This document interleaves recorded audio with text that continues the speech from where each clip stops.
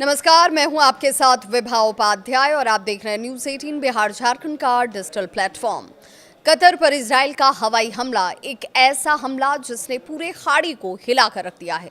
मुस्लिम देशों में खलबली सी मच गई है और सबसे बड़ा सवाल उठ रहा है कि क्या अमेरिका अब इस क्षेत्र में भरोसे के लायक नहीं रहा, और अगर अमेरिका पर भरोसा नहीं रहा तो क्या खाड़ी देश अब चीन की शरण में जाएंगे। अमेरिकी दबदबे पर संकट साफ तौर पर नजर आता है और ऐसा क्यों लगता है वो भी जान लीजिए। कतर पर हुआ यह हमला सिर्फ एक देश पर हमला नहीं है, बल्कि अमेरिकी दबदबे पर सीधा वार माना जा रहा है।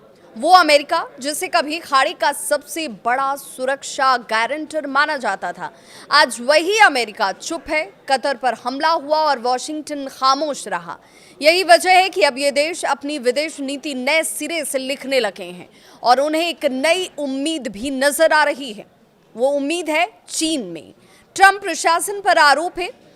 ताजा मीडिया रिपोर्ट्स में यह दावा किया गया कि ट्रंप प्रशासन ने इस हमले की मंजूरी दी थी, लेकिन जैसे ही हमला हुआ व्हाइट हाउस और डोनाल्ड ट्रंप दोनों सफाई देने में लग गए कि अमेरिका का इसमें कोई हाथ ही नहीं है। बल्कि ट्रंप तो यहां तक कह रहे हैं कि उन्हें बहुत देर से इसकी जानकारी मिली, पर कतर ने इस बात से इनकार किया और उससे पहले कोई संदेश भेजा गया था, ऐसी कोई जानकारी कतर के पास नहीं थी।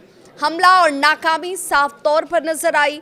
दोहा पर इस हमले में कम से कम 6 लोगों की मौत हुई, जिसमें कतर सुरक्षा अधिकारी और हमास के कुछ नेता शामिल थे, लेकिन इजराइल अपने असली लक्ष्य तक नहीं पहुंच पाया। रिपोर्ट्स ये भी दावा करते हैं कि असली बैठक स्थल को सुरक्षा कारणों से बदल दिया गया था और इजरायली फाइटर जेट्स ने गलत इमारत पर बम बरसा दिए। यानी हमला प्लान किया गया था महीनों पहले, लेकिन नतीजे रहे आधे अधूरे।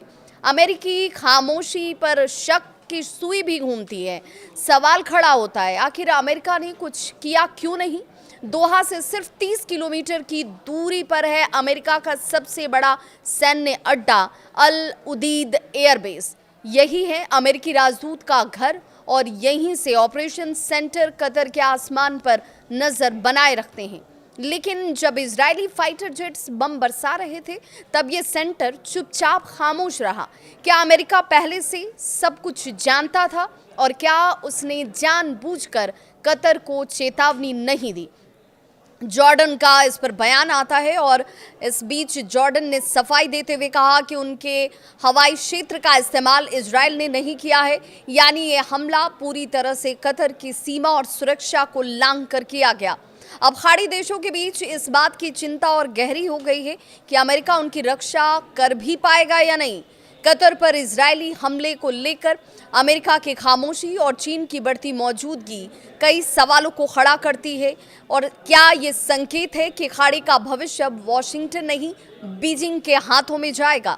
आपका क्या मानना है? कतर और बाकी मुस्लिम देश अब किसके साथ जाएंगे?